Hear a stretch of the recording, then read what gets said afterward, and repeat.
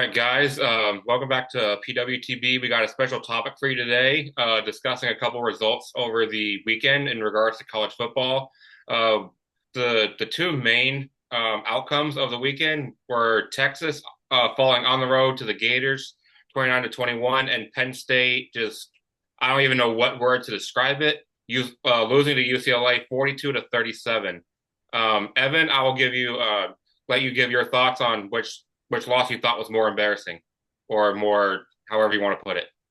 Yeah, definitely. And happy Monday, guys, by the way. We'll have a bigger show later in the week. But yeah, Jordan really wanted to talk about this. And I thought because this was the highlight of the 2:30 or 3:30 window, depending on if you're East Coast. Both of these games, you looked at your phone, it's like, wait, what is going on? Like Texas is Arch Manning's not getting it done again. Penn State losing to UCLA. So to answer the question, who is the bigger disappointment? I think it's Penn State. And I don't think we're going to see a loss as bad as Penn State the rest of the year.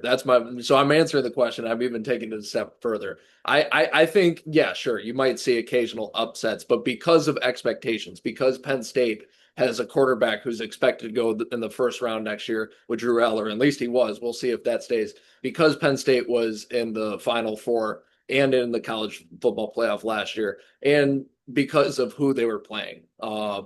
UCLA also. I think Penn State is by far the worst loss over the Texas loss at Florida. And, you got to look at it. Penn State is supposed to be a Big Ten team. What are Big Ten teams known for? They're known for defense. Penn State on defense gave up 42 points to UCLA. I was looking at just like the stats, at least dating back to 2023, which is when I think Drew Aller and sort of this core became, the face of Penn State all the way back to that season. They've had a top 10 defense every single season since then. And to come out here and, give up 42 points to a winless UCLA team is not great. And then, like I said, you got to look at UCLA. I think, this is a team that got blown out at home by New Mexico, a group of five team. This is a team that's also lost to UNLV, another group of five team.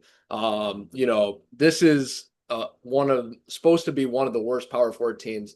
So to have Nico, and I guess good for him finally getting some upside. To have that defense just explode, to lose to UCLA, who is probably going to go winless on the year, is just abysmal for Penn State. Again, a team with playoff expectations. So I think I'm going to have to go Penn State. And I think this game, even they would have to beat Ohio State, I guess. Maybe if they beat Ohio State, because Ohio State's looking so good, they could maybe sneak back into playoff competition. But that's going to be a stretch. This game might have just knocked them out of playoff contention. So Penn State, and I don't think we're going to see a loss as bad the rest of the year. But Jordan, what do you think? I'm gonna agree with Penn State with a whole lot worse. This was a preseason top five team. They were preseason number two. Texas was actually preseason number one, so it's kind of crazy that both preseason number one and two are both unranked right now. But I think Penn State was a lot more embarrassing, like Evan mentioned. What do people really know about Penn State without even looking at them? Great defense, right? Um, they they give up 42 points to UCLA. Like Evan mentioned, a UCLA team that lost in Mexico at home and lost to UNLV as well. A team that was thought to go 0-12. This is also a loss that we have. This is also a kind of loss that we haven't seen in 40 years, where a team that is 0-4 beats 0-4 or worse beats a preseason not preseason top 10, a current AP top 10 team. Last to do it was UTEP beating then number 7 BYU in '85. And also, the thing about UCLA, they fired their coach, I believe, last week or the week before, and they have a guy who uh, spent, I don't know, like maybe a few days being the head coach there, and he outcoaches James Franklin. Which honestly, what does that really say? I know I'm a Georgia fan, so I'm going to kind of throw this reference out there. When are we going to start admitting James Franklin is just basically Mark Richt? Really good coach, will get you 9 or 10 wins a year, but he'll never win the big game. Um, like Evan mentioned, the playoff conversation. I think I think this pretty much knocks Penn State out of it unless they, beat Ohio State later in the year. I don't believe they play Michigan, so that opportunity's out. They already lost to Oregon, so that opportunity's out. And then really, I don't think they play Wisconsin either. So I think Ohio State's the only chance they have left. I saw that Penn State also gave up 280 yards rushing in this game, which is just absolutely, I just don't know the right word for it. That's Um, below the average. So I was looking at the averages. I was just curious. Penn State in 2023 and 2024, both consistently in yards and like other stats ranked in the top 10 in defenses. They give up about 250 yards a game. We're just talking about 280 yards of rushing, not even throwing the ball. I mean, it's just embarrassing. And I just wanted to touch on the Texas thing too. The Texas loss is for sure bad. And if they keep losing, it's bad. But realistically, okay, the Ohio State game, and the season opener, Arch Manning doesn't play very well. We talked about that on a video here. But Ohio State is looking dominant. So that loss honestly isn't looking that bad anymore. The Florida loss is tough because Florida hasn't really lived up to expectations. But what I wanted to say is road SEC games get tough, especially now that even Vanderbilt's a good team now, or Mississippi State's respectable. Like pretty much every team in that conference is respectable. Where again, the Big Ten, you do have your UCLA's, you have your Northwesterns who are just not so good, and you should not be losing it like this. So Texas, if Texas keeps losing, it's going to be a problem for sure. But technically speaking, one very tough loss at Ohio State, and then a road SEC loss. That does happen. It wasn't a good game. That's why we're talking about it here. But it does happen. It's not the end of the road for Texas. For Penn State, this is I just don't see another loss being this bad this year. You have a team who was in the Final Four of the playoffs last year, versus UCLA, who was doing terrible. And I don't know how it happened, but it did, and that's sort of the beauty of college football. Funny story. UCLA had not led for a single second before Saturday, like Right. a single second at all this season, and they led for, I believe, 48 minutes of the game. So that's just remarkable. Um, No, absolutely. and Yeah. Speaking of Texas, Evan mentioned that they also might have more losses on the way. I mean, they still got to play at Georgia, and they still play A&M. So we'll see how that turns out.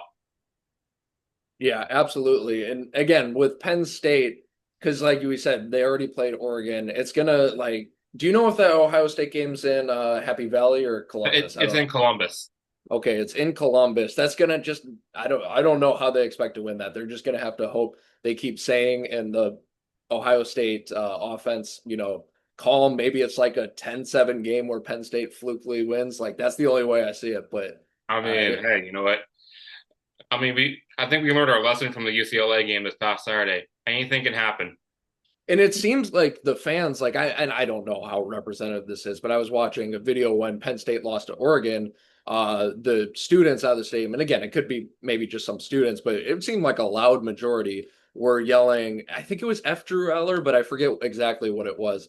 And so that's like a lot of again, this Drew Eller was supposed to be the outside of Arch Manning, of course, because he had crazy hype. But Drew Eller was supposed to be the it quarterback going into this season. He's supposed to be the experienced guy. They got super close last year. And I think people are sort of looking around as it's like, wait, is he ever going to throw over like 250 yards a game? Is he ever going to do the game winning drive? And I'm not trying to hate on the kid.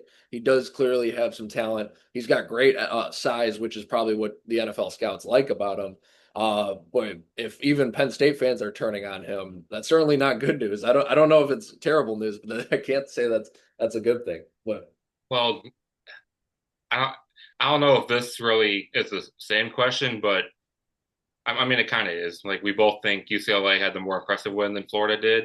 But real quick, who do we think was the more impressive team, like most impressive team this weekend? Just really quick.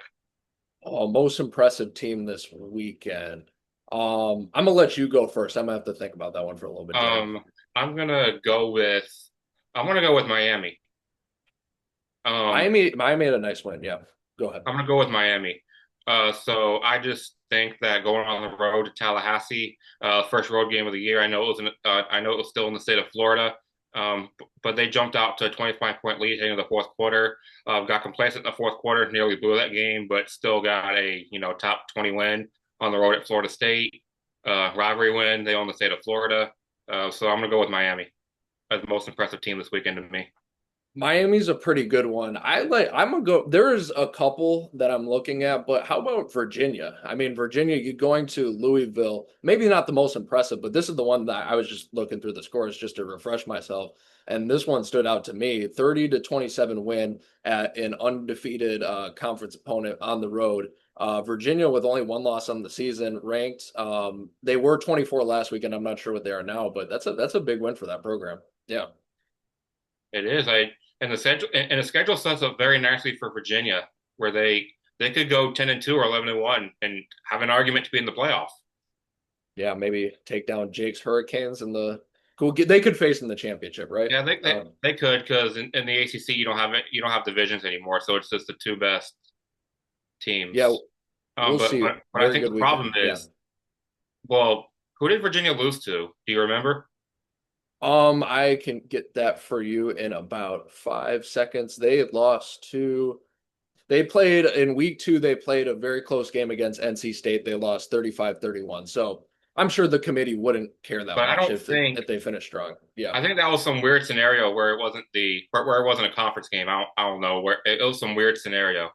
So Right. to my knowledge, they don't have a conference loss right now. Right. Um, but I'm also just looking at Georgia Tech as Wait, well. NC. I think NC State is in the ACC though, right? They But are, but I think it was some weird scenario got it. where Got it it. was Okay. scheduled as a non-conference game. It's weird. That is weird then, huh? I think it was. I think Miami basically locked up a spot in the ACC championship game. I know it's like very early; they've only played one conference game, but I think they are.